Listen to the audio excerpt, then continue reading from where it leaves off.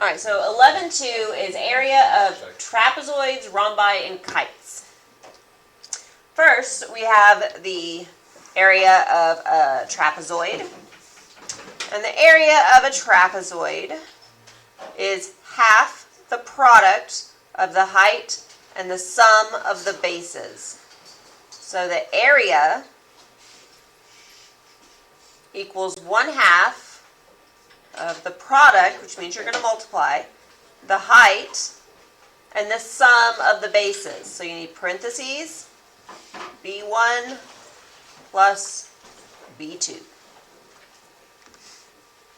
So that's area of a trapezoid. Sometimes I do an A sub T, just means it's kind of like an exponent, it's a subscript, it's down low, and it's a T just for trapezoid, because we're doing a lot of different areas. You can put that T there or not, it doesn't matter. It's just a notation. So I know I'm talking about the area of a trapezoid. It's just kind of my own little reminder. And the height has to be perpendicular to the bases. The bases are parallel to each other. That's how you know that they are bases. And the height is perpendicular. So like this first example here, that's pretty clear that it gives you B1, it gives you B2, and it gives you the height. So all you have to do is plug it into the formula. Just to give you more time to work, I'm only going through some of these examples. I'm going to go through the next example because it's a little more complicated.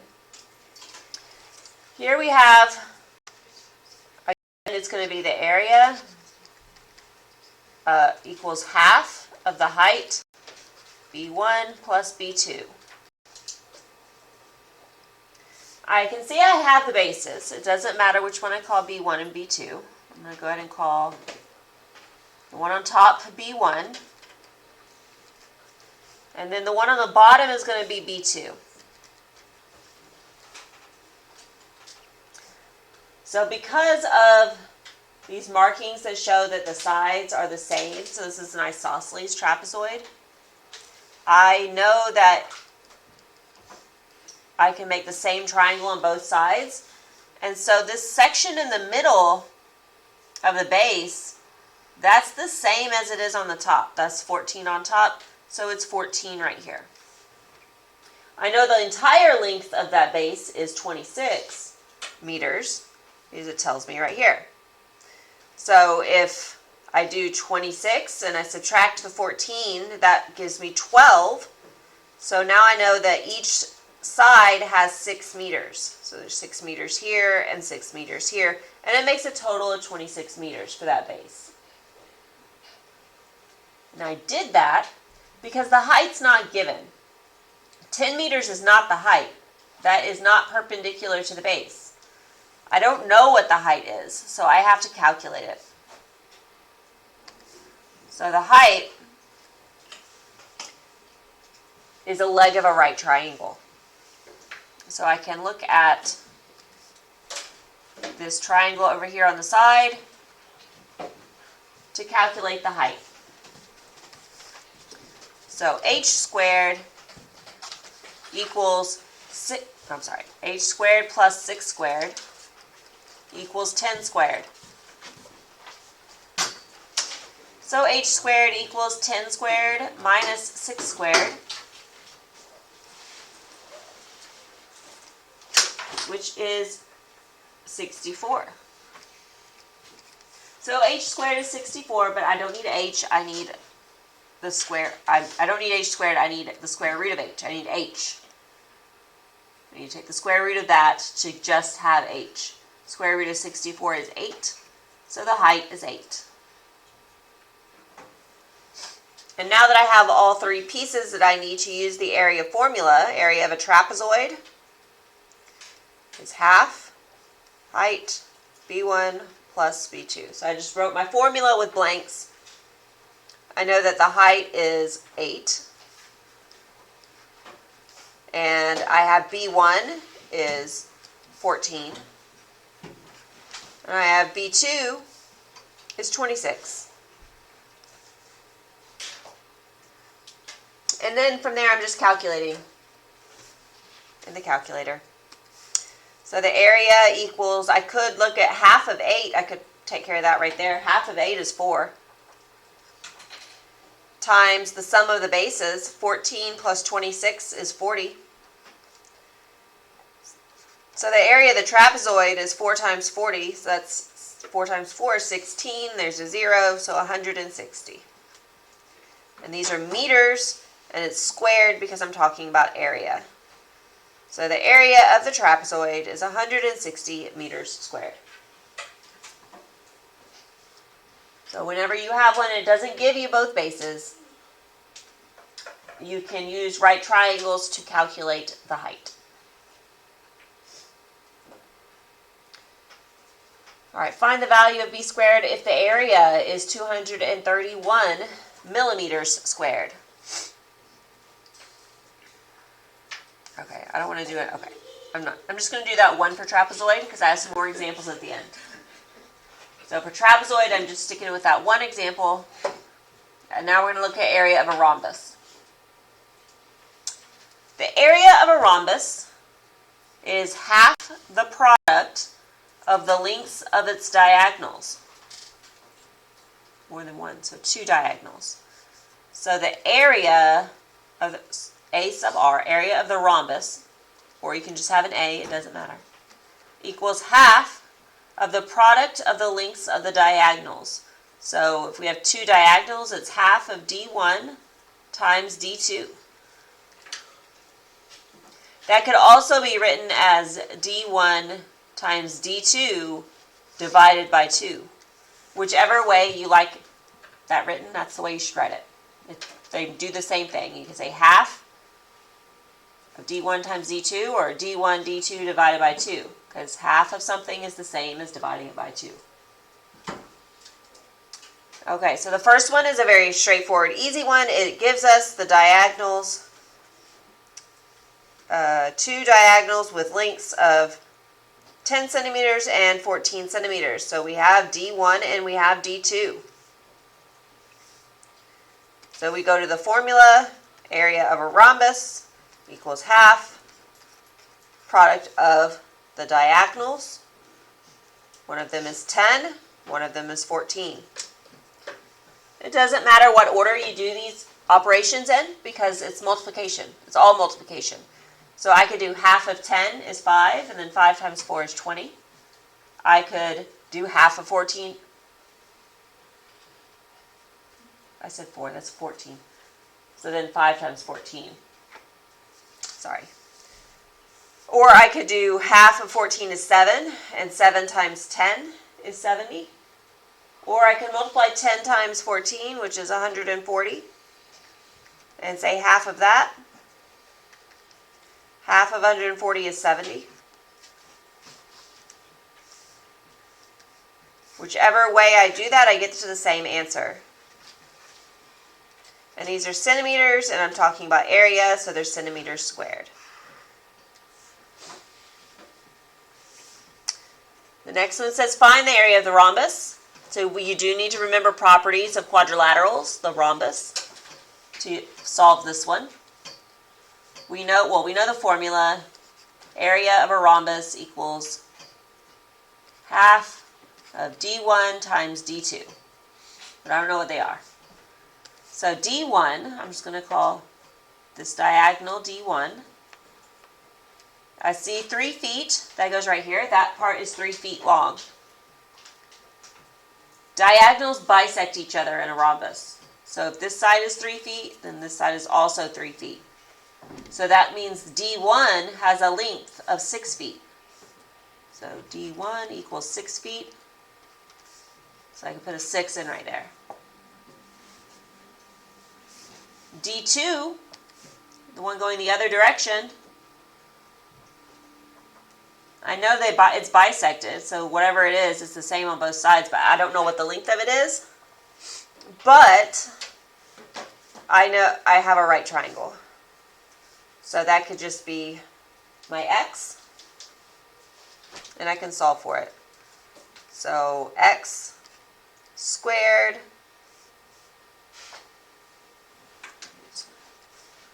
plus 3 squared equals 5 squared. Or if you remember those Pythagorean triples, Really the only one I ever remember is the 3, 4, 5 triangle. It's a certain set of numbers. It will always solve Pythagorean theorem and make a true statement. So being able to recognize a 3, 4, 5, if you see your hypotenuse is 5, and one of the side lengths of the right triangle is a 3, then you know the other one is a 4. It's always going to be a 4. It's 3 squared plus 4 squared equals 5 squared every single time. So that's your quick shortcut. I'm going to recommend that you remember a 3, 4, 5 triangle. Otherwise, you can solve it. That's fine, and you'll end up with x squared equals 16, and then the square root of that is 4. So x equals 4. So that means that this piece is 4, and this piece is also 4.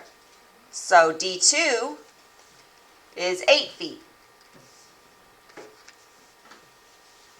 And then from there, whatever order you want to do this in, half of 6 is 3.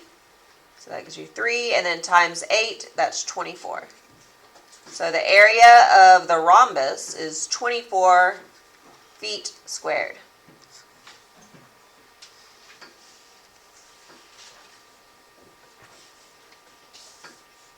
And we have one more formula for today, one more type of area to solve for, and that is the area of a kite. Which, luckily for you, it is the exact same formula as area of a rhombus. The area of a kite is half the product of the lengths of its diagonals.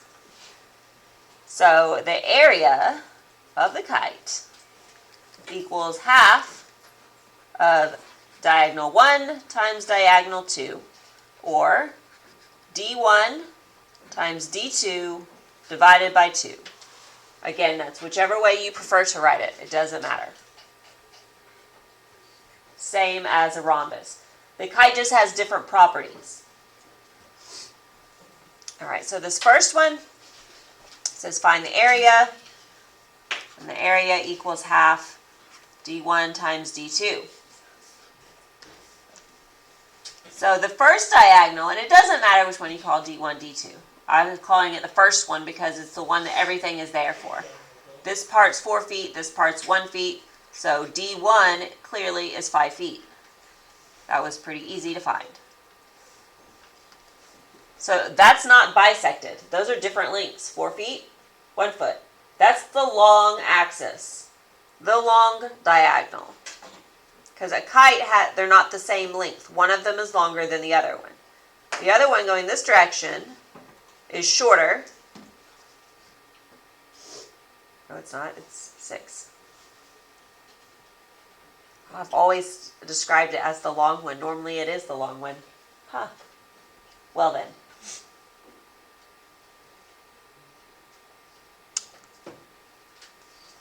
How else would I describe it?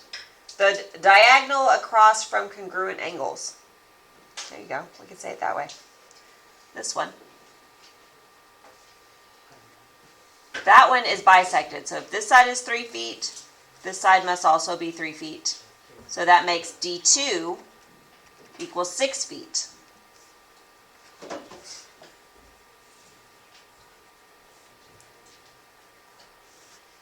And then calculate.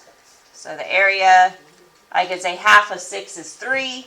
3 times 5 is 15. So 15 feet squared.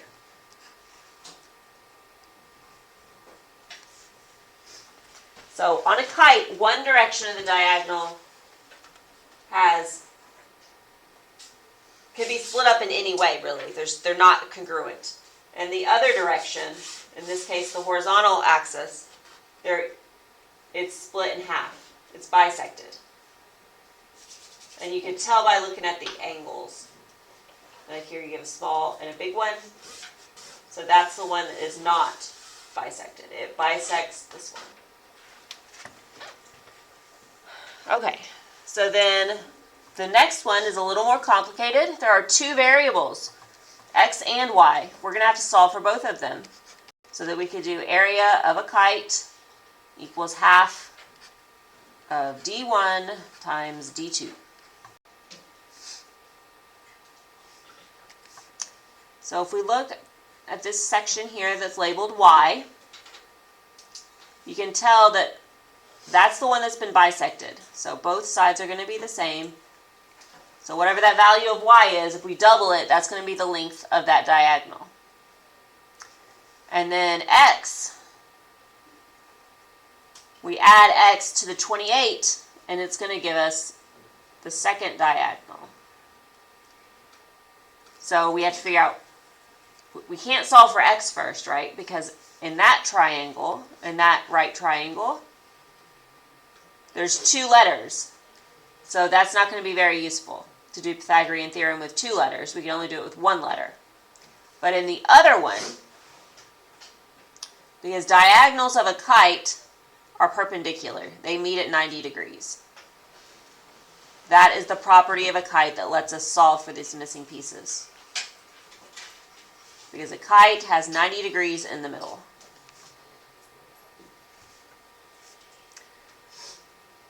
Okay, so now I can solve for this green triangle for y.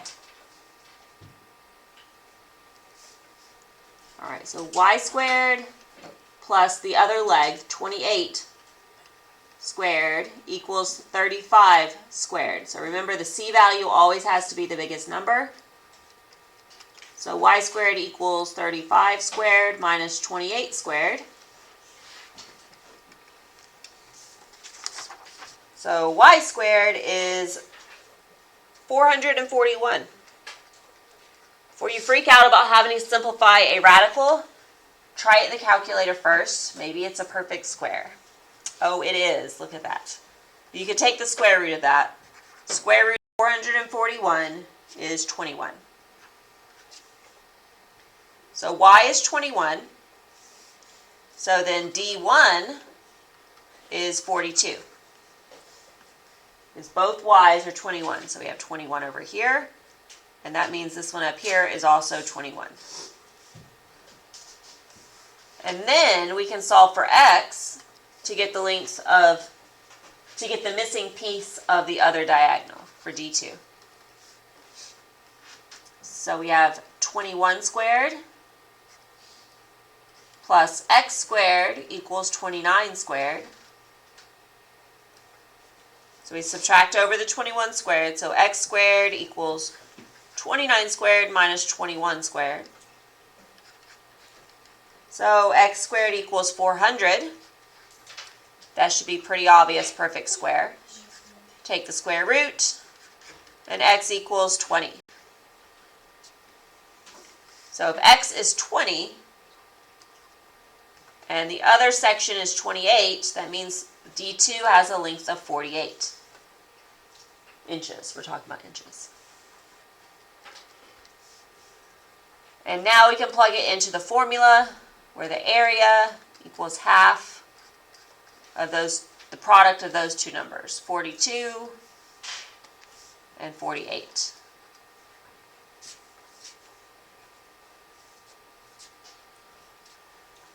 So 42 times 48 and then divided by 2.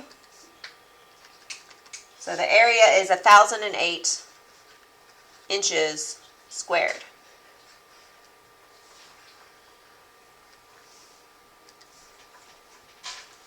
All right, I have one more example I want to go over. And it's when you're given the area and you're asked to find something that is not the area. So this does tell us this is a kite. So we're going to use the formula for area of a kite. So area of a kite equals half of D1 times D2.